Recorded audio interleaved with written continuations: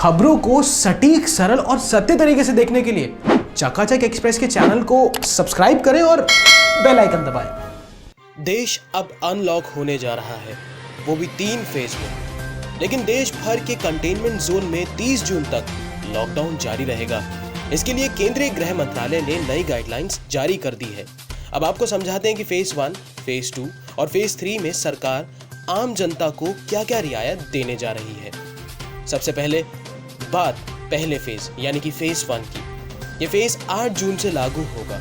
इस फेज में धार्मिक स्थल खोल दिए जाएंगे, होटल, रेस्टोरेंट और हॉस्पिटैलिटी से जुड़ी सर्विसेज दोबारा खोली जाएंगी, शॉपिंग मॉल्स फिर से खुल सकेंगे। एक से दूसरे राज्य में आवाजाही के लिए किसी भी तरह के पास की जरूरत नहीं होगी। स्वास्थ्य मंत्रालय इसके लिए स्टैंडर्ड ऑपरेटिंग प्रोसीजर जारी करेगा ताकि सोशल डिस्टेंसिंग का पालन सही तरीके से हो सके। अब बात दूसरे फेज यानी फेज 2 की। इसके लागू होने की फिलहाल कोई तारीख तय नहीं की गई है। इस फेज में राज्य सरकार से सलाह लेने के बाद स्कूल, कॉलेज, एजुकेशन, ट्रेनिंग और कोचिंग इंस्टीट्यूट्स खुल सकेंगे। राज्य सरकारें बच्चों के माता पिता और संस्थानों से जुड़े लोगों के साथ बातचीत कर इस पर फैसला कर सकती है। फीडबैक मिलने के बाद इन संस्थानों को खोलने पर जुलाई में फैसला लिया जा सकता है। स्वास्थ्य मंत्रालय इसके लिए स्टैंडर्ड ऑपरेटिंग प्रोसीजर जारी करेगा। अब बात करते हैं फेज 3 की। फिलहाल इसकी तारीख तय नहीं हुई है। फेज 3 में स्थिति की समीक्षा के बाद ही अंतरराष्ट्रीय उड़ानों, metro, cinema, gym, swimming pool, bar, auditorium और एंटरटेनमेंट पार्क को खोलने का फैसला लिया जाएगा। Social, political, sports, entertainment, academic, cultural function, धार्मिक समारोह और बाकी बड़े जश्न पर फैसला हालातों का जायजा लेने के बाद किया जाएगा। इसके अलावा गृह मंत्रालय ने कुछ अहम हिदायत और सलाह भी दी है, जैसे देश के सभी हिस्सों में रात को 9 बजे से सुबह 5 बजे तक अब नाइट कर्फ्यू रहेगा। सार्वजनिक जगहों पर थूकने पर प्रतिबंध जारी रहेगा।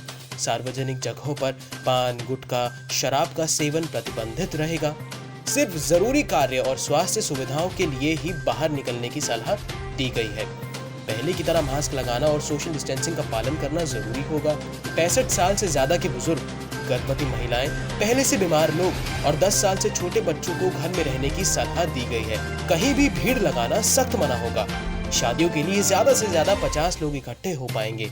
अंतिम संस्कार के लिए 20 से ज्यादा लोगों के इकट्ठा होने की मनाही होगी। जहां तक हो सके लोग घर से ही काम करें। वर्क फ्रॉम होम को बढ़ावा देने की सलाह दी गई है। कार्यस्थलों पर स्क्रीनिंग और हाइजीन की पूरी व्यवस्था करने के निर्देश दिए गए हैं और सैनिटाइजेशन का भी ख्याल रखने को कहा गया है। अंतर राज्य परिवहन पर रोक नहीं होगी। हालांकि राज्य चाहे तो इस परिवहन को नियंत्रित कर सकता है, लेकिन इसके लिए पहले से लोगों को बताना होगा। ये तो नियम और कायदे हैं जो सरकार ने तय किए हैं। एक जिम्मेदार नागरिक होने के नाते हमारा और आपका कर्तव्य है कि हम इस महामारी में खुद भी बचें और दूसरों को भी बचाएं। घरों में रहें, सुरक्षित रहें। चकाचक एक्सप्रेस से शशांक की रिपोर्ट। खबरों को सटीक, सरल और सत्य तरीके से देखने के लिए चकाचक एक्सप्रेस के चैनल को सब्सक्राइब करें और बेल आइकन दबाएं।